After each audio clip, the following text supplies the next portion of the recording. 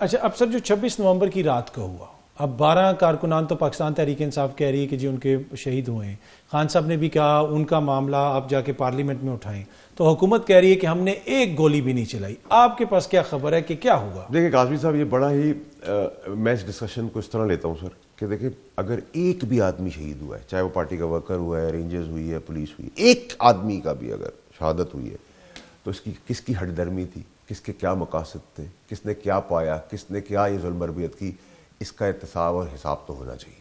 ठीक है, let's not go numbers 2 है या 1 है या 50 है या 12 या 5 है। बिल्कुल, अगर एक भी है, ठीक है, इट्स वेरी इंपॉर्टेंट। अच्छा, नंबर 1 कि आपने डी चौक क्यों चूज किया जबकि वो इलीगल स्पॉट है, लीगली आप नहीं जा सकते। अगर आपने वो स्पॉट किया तो गवर्नमेंट को, जैसे मैं फेडरल मिनिस्टर था जब मेरी पार्टी के टाइम पे मौलवी साहब का धरना आया, मौलाना साहब का, मैंने सजेशन दी थी, उसको इम्प्लीमेंट किया गवर्नमेंट ने।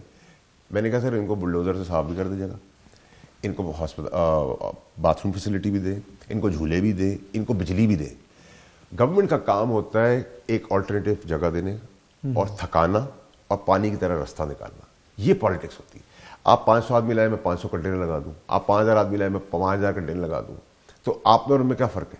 गवर्नमेंट जो इन प्लेस होती है, इन प्रेजेंट होती है, उसका बहुत बड़ा इंपॉर्टेंट। तो आप समझते हैं कि गवर्नमेंट ने भी मिस हैंडल किया है? Of course there was no need. फिर गवर्नमेंट ये तासुर दे रही है कि जी फौज और कोई पॉलिटिकल पार्टी आमने सामने, ना फौज किसी के साथ है ना किसी के मुखालिफ है, वो आइन और कानून के ताबे है।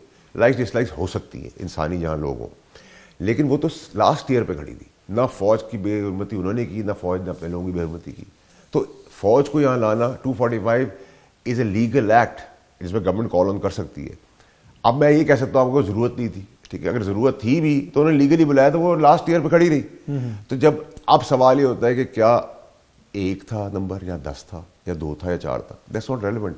जो शहीद हुए वो जितने भी हुए रेंजर्स के लोग हुए, तो ये माहौल बना, या पुलिस के हो या वर्कर के हो, ये माहौल बना तब ये शहादतें हुई। ये माहौल नहीं होता तो शहादतें नहीं होती। अच्छा सर, ये माहौल आपको बेहतर होता हुआ नजर आ रहा है? साल से ज्यादा हो गया खान साहब को जेल में, आपको खान साहब कब बाहर आते हुए नजर आ रहे हैं? देखिए काफी सब जो आज उन्होंने एक मुस्बत पोजीशन ली, उसको अभी अंडू कर दिया उन्हीं के ट्विटर अकाउंट से।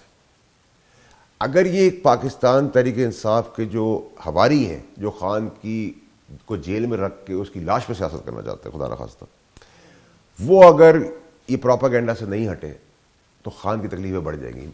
और अगर एक पंच लाइन आप मुझसे पूछेंगे तो मैं कहूँगा खान की जिंदगी बचानी है तो बीबी से जान छुड़ानी है। ये बीबी क्लैंग ऑपरेट कर रहा है।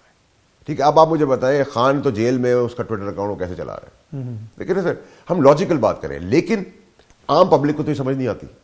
ठीक है, आम गरीब आदमी जो होता है खान ने बोल दिया, ये खान के खिलाफ बात करवा के खान के लिए तबाही बढ़ा रहे हैं या घटा रहे हैं, कौन खुद समझ रहे? पीटीआई का वोटर सपोर्टर मेरा तो नहीं है, इमरान खान का है ना, हम में से कोई लीडर था ना है।